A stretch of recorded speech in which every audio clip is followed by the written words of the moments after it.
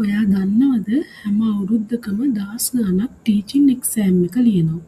හැබැයි ඒ අතරින් විභාගය ගොඩදා ගන්නේ හරිම සුළු පිරිසක් විතරයි.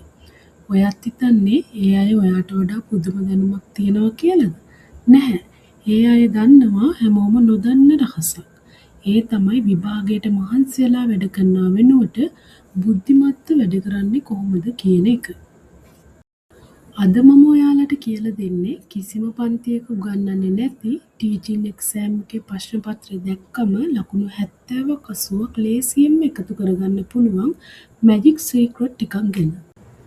මොන තරම් පාඩම් කරලා තිබුණත් වැඩක් නෑ මේ කියන දේවල් ටික අනුගමනය කළේ නැත්තම්. අද අපි බලමු හෂීවිත් එක්සෑම් හරහා ඔබේ ගුරු සීනය සැබෑ කරගන්න ඒ ලේසිම පාර මොකක්ද කියලා.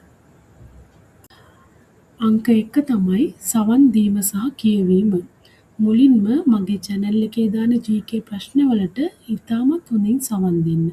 වීඩියෝ එක අතරතුරේ ඒ පියුස් කරලා ඒ ප්‍රශ්න සහ පිළිතුරු ආම වශයෙන් දෙතුන් වතාවක්වත් ශබ්ද නගලා කියවන්න. ඒකෙන් ඔබේ මොළයට ඒ තොරතුරු ගැඹුරුව ඇතුළත් වෙනවා.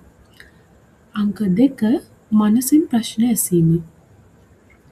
ඒ කියන්නේ වැදගත්ම දේ.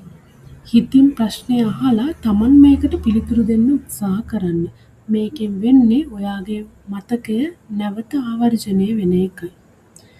තුන්වෙනි පියවර විදියට මම ඔයාලට පෙන්නලා දෙනවා අමතක වෙන දේ සටහන් කර ගැනීම.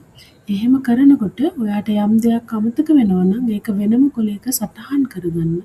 අමතක වෙන දේවල් වලට වැඩි අවධානයක් දීලා නැවතත් ඒක බලා ගන්න. හතරවෙනි පියවර තමයි මගේ පොරොන්දුව. මම ඔබට සහතික වෙනවා ඔබ මේ ක්‍රමය අඛණ්ඩව අනුගමනය කළොත් ඕනෑම අමාරු GK ප්‍රශ්නයක් නොසැලෙන මතකයක් විදියට ඔයාගේ ඔළුවේ තැන්පත් වෙයි කියලා. අදම මේක උත්සාහ කරලා බලන්න. එහෙනම් මම කලින් කියපු ඇක්ටිව් ලර්නින් ක්‍රමය පාවිච්චි කරලා මේ ප්‍රශ්න ටික ඔළුවට දාගන්න ලෑස්ති වෙන්න. අපි බලමු අද ඔයාලගේ මතකය කොහොමද කියලා. පාසලක ආසන්නම අධීක්ෂණ ව්‍යුහය කොට්ටාස අධ්‍යාපන කාර්යාලය. අධ්‍යාපන වර්ෂයක් අවසානයේ සිසු දක්ෂතා තීරණය කිරීමට යොදා ගන්නා ඇගයීම් ක්‍රමය සම්පින්ඩන ඇගයීම් ක්‍රමය. ජාතික අධ්‍යාපන ආයතනයේ පිහිටා ඇත්තේ මහරගම.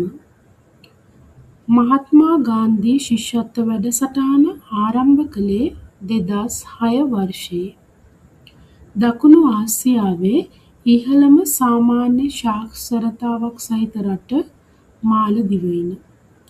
ජාතික අධ්‍යාපන කමිෂන් සභාව පිහිට වූයේ 1991 වර්ෂයේ. 13 වසරක අධ්‍යාපන වැඩසටහනට ආධාර ලබා දුන්නේ ෆින්ලන්තය.